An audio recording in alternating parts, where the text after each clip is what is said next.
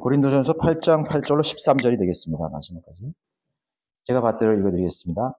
그러나 음식은 우리를 하나님 앞에 내세우지 못하나니 우리가 먹는다고 해서 더 나아질 것도 없고 먹지 않니 한다고 해서 더 나빠질 것도 없느니라. 그런즉 너희의 이러한 자유가 어떻게 해서든지 악한 사람들에게 거치는 것이 되지 않도록 유의하라. 지식이 있는 내가 우상의 전에 앉아 먹는 것을 누가 보면 약한 양심을 지닌 그가 우상들에게 바쳐진 것들을 먹는 데 담대해지지 아니하겠느냐. 그러면 내 지식으로 인하여 그 약한 형제를 망치게 되리니 그를 위하여 그리스도께서 죽으셨느니라. 그러므로 너희가 형제들에게 그렇게 죄를 짓고 또 그들의 약한 양심에 상처를 주는 것이 있고 그리스도께 죄를 짓는 것입니다. 따라서 음식이 내 형제를 실족시킨다면 나는 고기를 이 세상에 존재하는 한 먹지 아니하리니 이는 내가 형제를 실족시키지 아니하려는 것이니라. 네, 거기 9쪽이 되겠습니다. 9쪽. 거기는 7쪽부터 되어 있는데 거기 설명을 보시면은 이러한 지식이 없는 사람들은 우상들을 숭배하고 섬길 만한 만큼 우상들을 대단한 존재로 믿고 있어서 어리석게도 그들은 마귀들에게 제사를 지니며 악행을 저지르고 있다. 우리나라 같은 경우는 이 조상 숭배 그 전통 문화라고 그러죠, 그죠? 근데 그 문화가 아니라 종교의 종교. 우리나라에 뿌리 깊게 내려진 그런 우상 숭배라는 그런 종교거든요.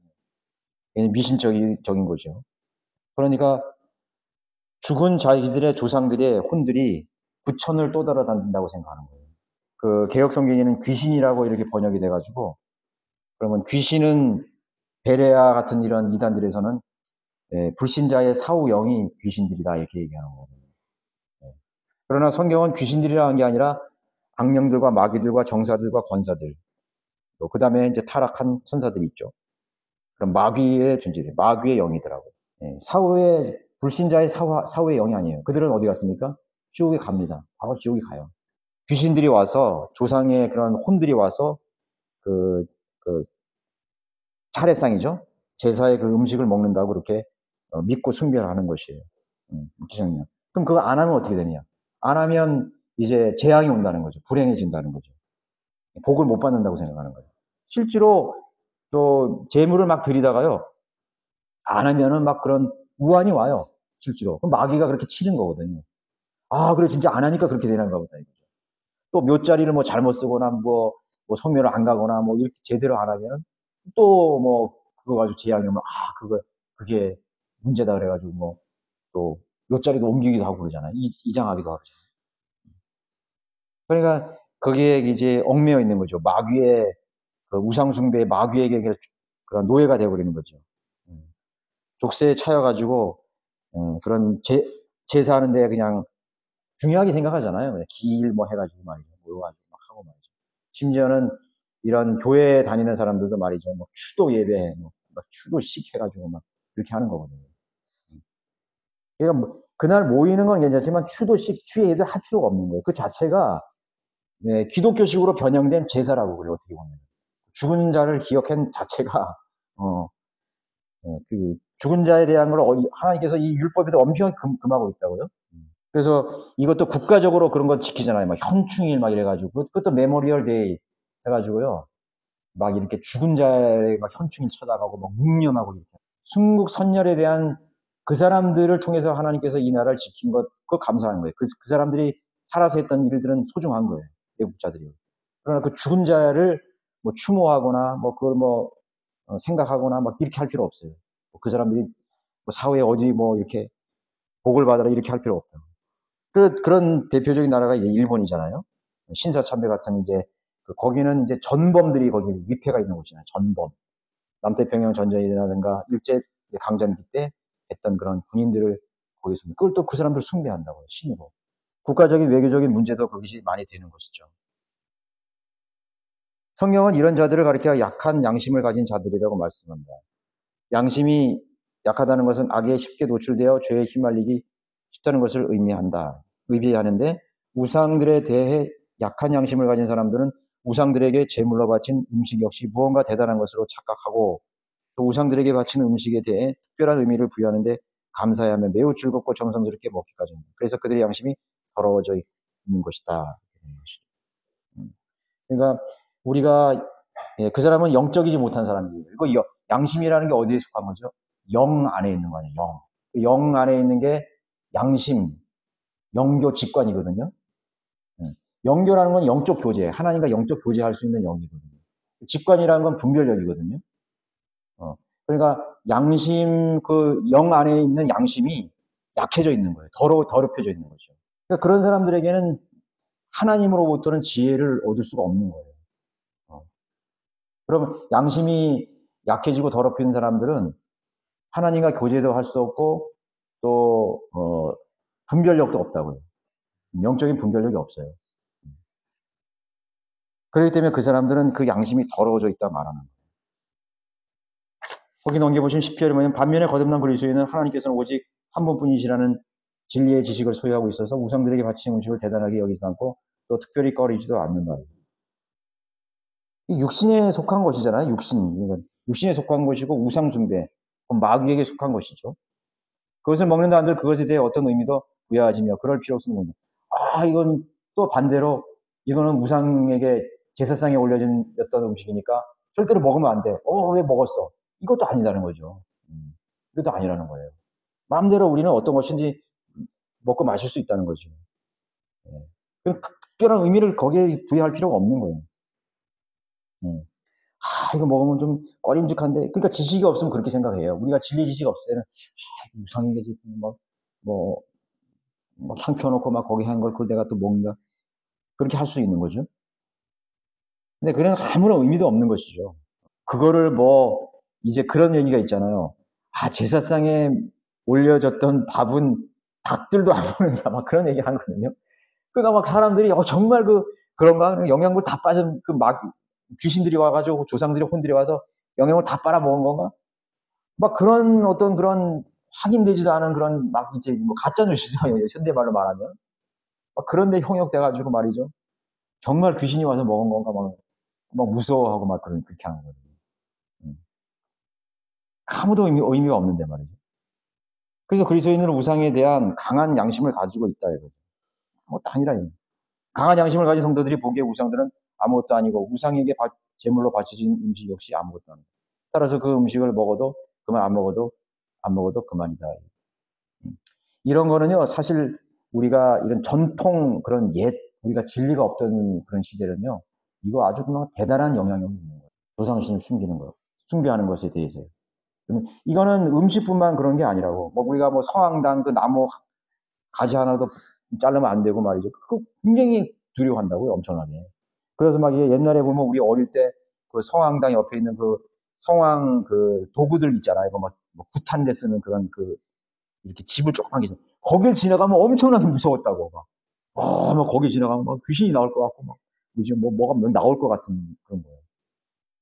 저도 우리 그 원통리에 살았는데 이제 그 중학교 가는 길에 그 큰 나무가 하나 있었어요. 그리고 거기에 그런 집이 하나 있었다고. 거기 지나가려면 밤에 지나가려면 사람 소름이 돋고 그랬다고.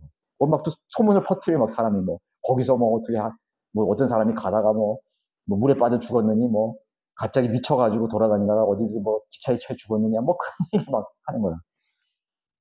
그러니까 그거는 굉장히 영향력이 있게 사람들이 듣는 거죠.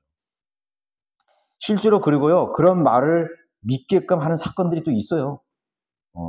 이제 우리 어머니가 이제 제주도 출신인데 제주도는 굉장히 우상숭배 강하잖아요. 바닷가 용왕신 엄청 그냥 그 마을 전체가 전부 그냥 다 상차림 용왕신을 숭배하는 그런.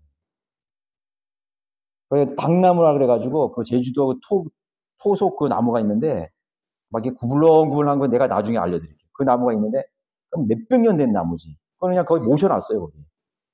날 자르지도 않는다고.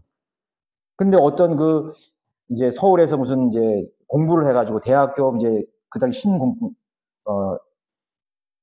교육을 받은 그런 이거 다 우상숭배라고 하면서 젊은 그런 청년 선생님이 오셨는데 부임을 해가지고 왔는데 이거 괜찮다고 그래가지고 거기 이렇게 나무를 이렇게 다 두려 했는데 잘라야 되는데 그 사람이 괜찮다고 이거 유신이라고 해서 잘랐대요. 그런데 그 선생님이 어느 날 행방불명이 된 거야. 그래가지고 그 학교에서 찾고 학생들이 찾고 온 동네를 다 경찰들 수습하고 다녔는데 며칠이 지났는데 거기 저수지에 아침에 거기 시신이 거기 떠올라온 거예요. 그러니까 보니까 퉁퉁 부른 시신을 보니까는 선생님 시신인 거예요. 그러니까 귀신이 들어가가지고 말이죠. 그걸 잘라가지고 그 선생님이 그 조상신이 놓여가지고 뭐 그런 식으로 이제 해석을 하는 거지. 해가지고 막 미쳐가지고 돌아다니다가 거기에 그냥 실족해서 아주 죽었다. 그게 끌어잡아 당겨가지고 거기 죽었다. 그러니까 막 사람들이 막 그 더더 두려워했다는 거지.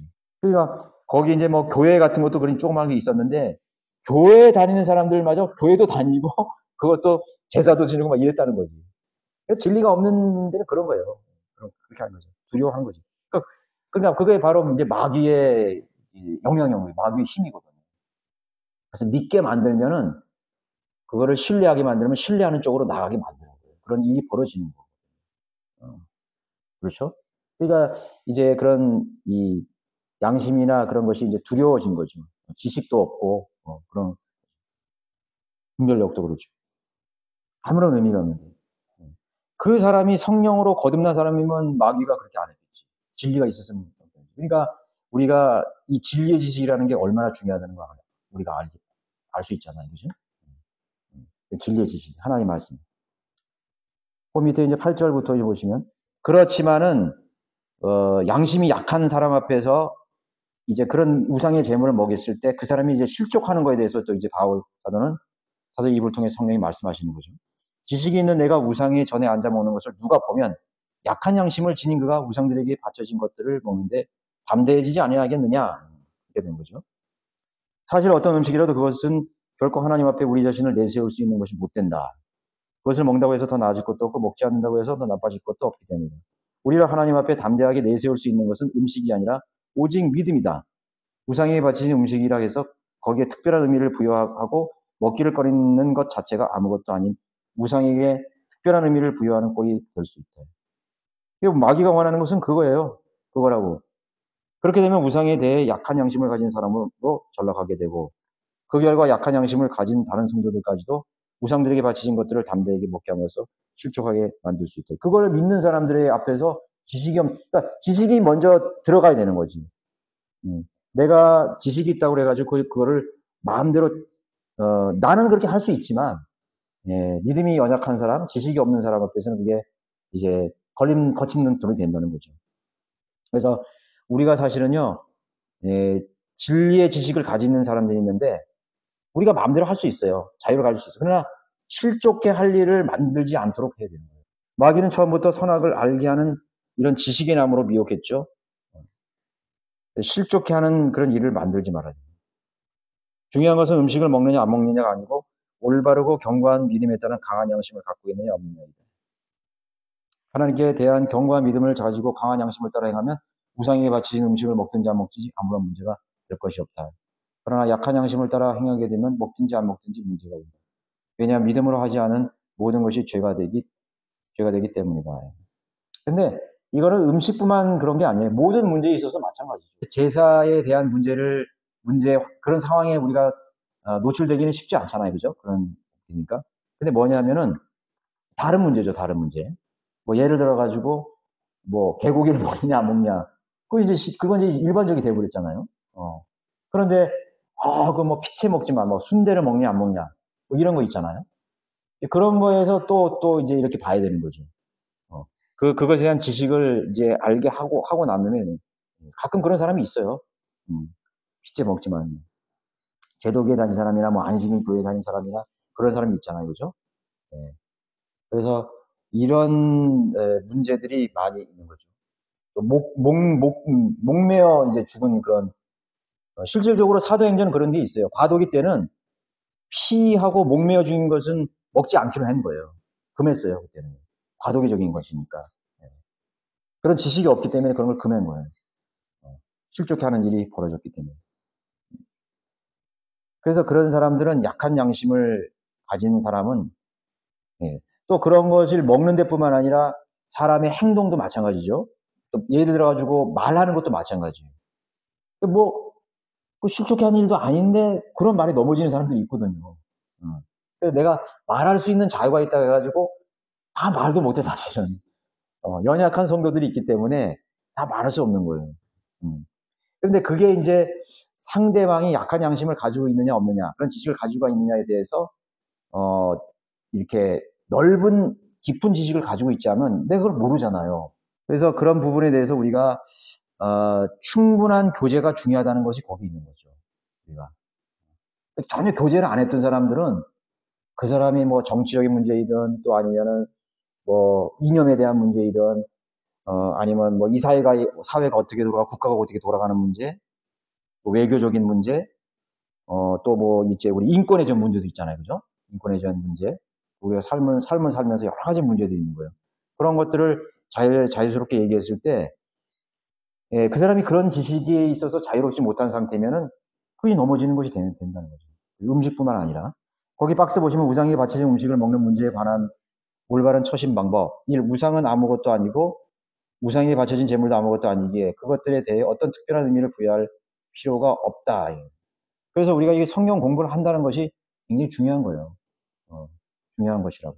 두 번째는 의미를 부여할 필요가 없기 때문에 그 제물을 먹어도 그만, 안 먹어도 그만이다. 그러니까 음식뿐만 아니라 다른 문제에 있어도 아니 뭐 그거는 그 사람이 그렇게 생각할 수도 있고 이렇게 생각할 수 있는 거지. 우리가 그런 부분에 대해서 교제를 나눠야 되는 거죠. 그런 부분에서 우리가 성경 공부를 할 때 지식을 갖춰야 되는 거죠. 그런데 이제 그것이 하나님의 말씀의 기준에 의해서 이게 맞느냐 안 맞느냐 그게 중요한 거예요. 근데 그 범위를 넘어간 그런 부분에 대해서는 자유롭게 생각할 수 있는 거지. 아 나는 보신 땅을 절대로 먹으면 난 안 된다. 이거 안 먹는 거지 뭐 그 사람은. 그리고 그 사람이 막 그런 게 막 그에 대해서 막 혐오스럽게 생각하고 막 나는 막 개를 막 기르는데 애완용 기르는데 너무 잔인하는 것 같다. 그러면 굳이 그 사람 앞에서 또 일부러 보신 땅 먹으러 갈 필요는 없잖아요. 그 사람들 속상하게 만드는 거지. 짜증나게 만드는 거지. 그 사람들은 그 애완용 기르는 사람들은요. 그 애완용 자기 개를 다 다른 개도 다 연관시키는 거예요. 삽살개 무슨 뭐 진돗개 다 뭐 잡아먹는 개까지 다 그렇게 생각한다고. 그러니까 그 사람이 그렇게 생각하느냐? 굳이 그 사람 앞에서 그 메뉴를 그렇게 고를 필요는 없는 거죠. 3번 먹을 경우에는 하나님께 대한 견고한 믿음으로 올바른 지식과 강한 양심에 따라 먹으면 된다. 그렇죠. 내가 혼자 있을 땐 그렇게 할 수 있어요. 다만 약한 양심을 가진 사람을 실족하게 하거나 그들에게 거치는 것이 되지 않도록 유의해야 한다 이거죠. 그러니까 더 중요한 것이 뭐냐를 따져봐야 되는 거예요. 더 중요한 것이. 당장 그 사람이 뭐 거듭나게 하고 복음을 전하는 일이 먼저인 것이지. 뭐 다른 문제에 대해서 뭐 먹느냐 마느냐 뭐 누굴 따라야 되느냐 뭐 그런 문제 얘기할 필요가 없는 거지. 화제를 거기에 맞출 필요가 없는 거예요. 근데 이 간혹 보면은요. 이렇게 저희 수련회 때나 이렇게 보면은요. 저런 얘기는 굳이 할 필요 없는데 해가지고 막 그걸 또 막 다툼이 일어나 거기에. 예, 거기에 막 다툼이 일어나는 거라고. 그러니까 성경 교리에 대해서도 그 사람이 모르고 있는 상태인데 모르고 있는 사람이 막 은사주의를 막 얘기해 어떤 사람들은. 버리지 못한 거죠. 뭐 은사적인 얘기나 칼빈주의 같은 거를 나는 보니까 구원파에 있었던 그런 것이 난 좋은 것 같더라. 그 사람들이 뭐 하는 방식이 좋은 것 같더라. 그러면 그거에 대해서 그렇게 막 공격적으로 얘기할 필요가 없는가. 저 사람이 아직도 모르구나. 아직 진리지가 없구나. 그러고 말아야 되는 거야. 그러냐고. 이렇게 하면서 넘어가서 다른 화제를 돌려야 되는 거예요. 그것도 따져가지고 만약에 그 구원파는 다 잘못됐고 말이야. 맞죠. 맞긴 맞는 말이죠. 그렇지만 그 사람은 그걸 아직도 붙들고 있는 거야. 그래서 하나하나 이 진리를 알게 되면요. 굳이 그걸 안 얘기해도 진리를 아는 순간 스스로 터득하게 돼 있어요. 저도 그랬다니까요. 그러니까 제가 그걸 붙들고 있을 때 누가 얘기하면 굉장히 기분 나빠요. 이게 저항이 생겨요. 그렇기 때문에 그걸 이렇게 그 약한 상이 힘은 아직 믿음의 형성이 안 됐거든요. 그래서 이제 성숙한 내가 자유함이 있긴 있지만은 그거에 대해서 뭐 이렇게 막 할 필요가 없다 이렇게 얘기하는 거죠. 그래서 어떻게 보면은 우리 이제 참 설교자가 어려운 부분이 뭐냐면요. 성경대로 믿는 교회 설교자 모임은 회종들이 그 수준이 굉장히 높아요, 사실은. 그렇지만은 처음 이제 들어온 사람들, 구원받고 들어온 사람들에게 굉장히 수준이 높은 거라고, 굉장히. 그런데 그런 사람들에게 또 맞출 수가 없잖아요. 그래서 이렇게 고르게 맞추려고 그러지만은 아까 얘기한 것처럼 그 사람들이 그런 부분에 대해서 마음에 숨어 있는 상태에서 가지고 있는 상태에서 질긴 음식, 설교가 좀 질기잖아요. 그러니까 좀 그게 이제 반감이 생기는 거죠. 부딪히게 되는 거죠. 하나님 말씀에 대해서 정이 생기는 거죠. 그게 그게 가장 어려운 부분이에요. 어려운 부분이라고. 예. 그래서 성경 공부라는 게 굉장히 중요합니다. 그래서 영 안에서 영적인 안목으로 귀를 열고 들을 수 있는 귀가 아직 열려지지 않았다는 것이죠. 네 번째, 먹지 않을 경우에도 마찬가지인데 우상에 특별한 의미를 부여하지 않도록 주의함으로써 약한 양심을 가진 사람으로 하여금 더 연약하게 만들어서는 안 된다 해야죠. 그러니까 이게 참 그 해결이 안 된 상태에서 그러한 부분을 자꾸 노출시키면은 그 믿음은 더 퇴보되는 거예요. 더 그 사람은 육신적이 되는 거고, 아, 이제 떠나야 되겠다. 이렇게 되는 거죠. 아, 여기 이제 더 이상 못 있겠다. 이렇게 되는 거죠. 아, 저 사람하고 만나고 싶지 않다. 이렇게 돼버리는 거예요. 그 사람들은 별로 정말 중요한 것들을 본다면은 떠나가지 않죠. 근데 그 사람들은 정작 중요하지 않는 부분에 굉장히 의미를 부여하고 있어요. 그게 문제예요. 믿음이 연약하고 양심이 약한 사람들은 별로 중요하지 않은데 굉장히 의미를 부여하고 있어요. 그래서 참 그런 데에 대해서 우리가 교제할 때나 이렇게 우리 모임할 때 굉장히 힘든 부분이에요. 사사로운 것 때문에 그 사람이 실족해버리는 거예요. 뭐 그런 거 우리가 다 교류할 수 있겠어요? 우리가? 안 되는 거지. 그래서 교제할 때도 이제 사소한 말, 사소한 행동에 이렇게 막 감정으로 막 듣고 말이죠. 이렇게 되어버리는 거죠. 그래서 사실 참으로 이렇게 연약한 사람들을 이렇게 만났을 때는 참 그런 부분들이 이제 조심스럽게 되고 또 우리가 완벽하지 않고 온전하지 않기 때문에 우리도 뭐 이제 부식부식간에 뭐 우리가 말할 수도 있고 우리 행동이 될 수도 있고 그런 부분이 있거든요.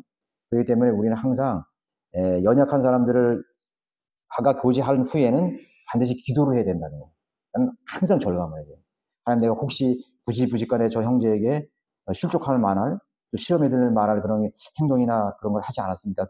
또 약간 그런 귀가 이렇게 좀 그런 부분이 있어요. 돌아섰는데 근데 내가 하지 말았어야 되는데 그런 말을. 그런 부분이 있다고요. 그러면 바로 기도하면 됩니다.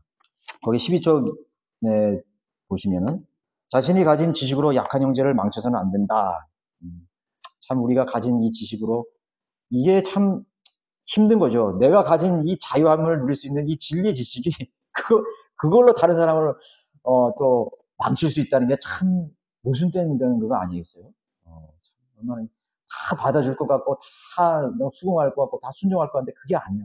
그러니까 다 이렇게 믿는 사람 생각 같지 않은 거죠. 그러니까 하나님, 예수님이 그랬지만 예수님의 마음을 갖는다는 게 중요한 거예요. 그러니까 우리가 이 진리의 지식에 우리가 동의했다는 거는 굉장한 거예요. 다 포기했잖아요, 우리들 생각이. 아무것도 아닌 것 같지만 온전한 성령의 도우심이 없으면 우리가 그렇게 할 수 없었다는 거예요. 저도 되돌아보면은 참 내가 고집스럽게 내가 붙잡고 있었던 부분이 많이 있었다는 걸 알게 돼요. 그렇게 되는 거죠. 내 자신을 돌아보면은 그런 사람들도 이해가 가. 시간이 걸리구나. 좀 오래 기다림이 필요하구나. 그런 부분이 있어요. 저 사람이 진리를 제시했는데 왜 안 들어갈까? 왜 이거를 선택하지 못할까? 내가 그랬는데 뭐 내 자신도 그랬는데 뭐죠? 우리가 그런 거 한번 생각해 보죠. 우리 여러분들 바른 성경 들고 딱 선택했어요? 그런 사람도 있어. 그런 사람들은 정말 복된 사람이야. 그렇지만은 많은 분들이 이렇게 시간이 걸리는 사람도 많았다는 걸 알 수 있어요. 그래서 다 똑같지 않아요, 그죠? 이는 예수 그리스도께서 그 약한 형제를 위해 죽으셨기 때문이다. 그걸 우리가 기억해내는 것입니다. 그의 형제들에게 그렇게 죄를 짓고 또 그들의 양심에 상처를 주는 것은 예수 그리스도께 죄를 짓는 것이 된다. 그러니까 이게 뭐냐면은 참 내가 진리를 얘기하고 바른 얘기를 했는데 난 당당해. 난 떳떳해. 그럴 수 있죠. 그렇지만요. 한 발 더 물러서야 돼요. 그래, 내가 저 형제에게 진리를 말하고 하나님 앞에 완전 부끄러움없는 얘기를 얘기했어. 행동했어. 그러나 그 형제가 실족했는데 어떻게 할 거예요? 어떻게 하겠어요? 그래, 떨어지긴 놔둬. 그렇게 하겠어요? 아니에요. 이 얘기 뭐냐면, 내가 100번 잘한 것이 있어도요, 가서 사과하는 거예요. 형제, 미안해. 자매님 미안해요. 내가 좀 너무 성급하게 말했네요. 내가 자매님 상황 아무것도 고려하지 않고 형제 얘기 안 했네요. 내 행동이 정말 형제님에게 정말 상심이 되고 상처가 됐다면 정말 미안. 그럴 마음을 가져야 돼요. 그런데 그렇게 했는데 안 받아주면 할 수 없는 거야. 형제님, 내가 그런 말이고 내가 그런 행동해서 정말 미안합니다. 한 번만 좀 이렇게 용서해 주세요. 그렇게 했는데 안 받아주면 할 수 없는 거지. 그러나 그런 마음까지 마지막 단계라는 걸 알아야 돼요. 근데 대부분 우리가 이렇게 성령님 믿는 분이니까 많은 분들이 그러잖아요. 아니, 뭐, 그거 알아서 해야지. 뭐, 내가, 저기, 뭐, 나는 한 번은 부끄러운 거 없어. 난 진리를 말했어. 그리고 그냥 말아버리는 거예요. 그냥 사랑이 없는 거예요. 여기서 이제, 그리고 죄를 짓는 일이 된다고 그랬잖아요, 여기에. 죄를 짓는 거라고. 내가 100번 내가 진리 안에서 자유롭게 행동하고 말했지만은 그 형제를 실족해 내면 하나님께 죄를 진 거라고, 내가. 거기까지는 생각을 안 하는 것 같아요. 그래서 저도 내 자신이 한번 그런 걸 한번 생각해 보는, 내가 그때 한번 다가가서 더 강곡하게 나를 좀 낮췄으면 어땠을까 하는 생각이 또 그런 드는 것도 있어요. 그런 것도 있다고. 또 그런 것도 있어요. 내가 그런 말을 안 했는데 다른 사람에게서 상처를 받았어. 예를 들어가지고, 우리 이성호 목사님 같은 경우는 강하시잖아요. 그럼 이성호 목사님에게 상처를 받은 사람이 있다고. 예. 그냥 거침없이 막 탁 얘기하니까. 그런데 이성호 목사님은 이 성향이 그런 성향이 아니에요. 내가 진리를 말했는데 내가 뭐 그 사람이 그런 성향이 아니기 때문에 그 서울교회 형제 중에 그런 형제들이 참 성숙한 형제들이 있더라고요. 내가 그런 말 안 했는데 가서 이성호 목사님은 알잖아. 이성호 목사님 성향 아시잖아요. 그럼 마음은 안 그래. 그러면서 위로를 하면서 그 사람이 중보 역할을 하는 거예요. 그래서 많은 사람들을 실족하는 데서 구해준 사람이 있다고요. 내가 그 어떤 형제님인지 알아요. 집사님인데. 야, 참 그 형제님은 대단히 성숙한 사람이에요. 그래서 내가 그 형제님 보면은 존경스러워, 존경스러워. 그래서 여기 지금 심지어는 여기 목회자들 중에서도 막 이렇게 목회자들한테는 뭐 또 강하게 하시잖아요. 그러면 실족해가지고 굉장히 기분 나쁘게 막 맡겨가지고 막 여기 떠나야지 막 그런 생각 하시는 분도 있었어요. 근데 그 형제님이 다가가지고 그렇게 위로를 하는 거예요. 중보적 하는 거예요. 그 목사님이 사랑해서 그런 거고 권면하신 거니까 또 그런 말 안 들은 사람이 없어. 나도 들었고 목사님 다 들었어. 그렇게 하면서 그 사람이 그 소중한 그 사람이 또 사역까지 하려는 사람인데 그걸 붙잡아 주는 거예요. 그래서 저도 그분을 참 많이 본받아요. 그래서 나도 그렇게 하려고 그래요. 네. 그래서 일부러 내가 그런 상처받는이나 다른 사람에 의해서 상처받는 사람을 오히려 전화해서 그게 아니다. 나도 다 그런 경험 겪었다. 그렇게 하면서 이렇게 동질감을 느끼게. 그러면 형제님도 그런 경우 있었군요. 그러면 그 풀어지는 거지, 그게. 풀어지는 거라요. 그런 거라고요. 그 당사자니까 당사자끼리 해. 이렇게 내버려두면 안 된다는 거지. 우리들도 마찬가지예요. 우리 지역교회에서도 마찬가지고 우리가 서로를 이렇게 교차해서 생각해야 되는 거예요. 두 사람 A와 B라는 사람 그 사람이 해결할 문제 이렇게 하지 말고 이렇게 소금을 치듯 고르게 이렇게 하는 부분이 필요한 것이죠. 그렇죠? 그러나 우리 자신의 지식에 따라 자유롭게 취한 행동이 다른 연약한 성도를 실족시킬 만큼 죄를 짓는 결과를 초래할 수 있다는 사실을 항상 유념해야 된다는 거죠. 그래서 우리가 이제 이런 자유라는 거는요, 그런 거 있잖아요. 자유의 적은 자유다 이런 말. 그 책이 하나 있더라고요. 미국의 어떤 저자에서는 자유의 적은 자유래. 자유라는 것이 어떤 법의 원칙의 울타리가 아니면 그거는 무질서가 되버리는 거죠. 방종이라고 그러죠. 무질서가 되고 혼란이 돼버리는 거죠. 막 꼭 생각해봐요. 그 자유주의자 아니에요. 리버럴들 아니에요. 그죠? 막 하나님은 사랑이잖아요. 막 동성 막 얘기하고 막 가정 막 이러는 거라고. 그 자유주의자 여러분. 그게 뭐 인권 그렇게 하면서 말이죠. 그러니까 그 사람들에게 울타리가 없어요. 예, 울타리가 없다고. 예. 그래서 항상 그 사람들은 몽상적이야, 망상적이야. 자유 하면서 말이죠. 그런 울타리가 전혀 없어요. 우리는 이런 하나님의 말씀에 울타리가 있기도 하지만 형제들을 실족시키지 않는 그런 울타리가 또 있는 거죠. 우리가 그 안에서 우리의 자유를 사용할 수 알아내는 그런 지혜가 있는 것입니다. 그러나 우리는 완벽하지 못하기 때문에 넘어뜨릴 만한 그런 행동하는 말이 있었다면 우리가 그 사람을 실족하지 않도록 기도를 하면 되는 것입니다. 그래서 우리가 기도가 필요한 거죠, 그죠? 네. 같이 하겠습니다.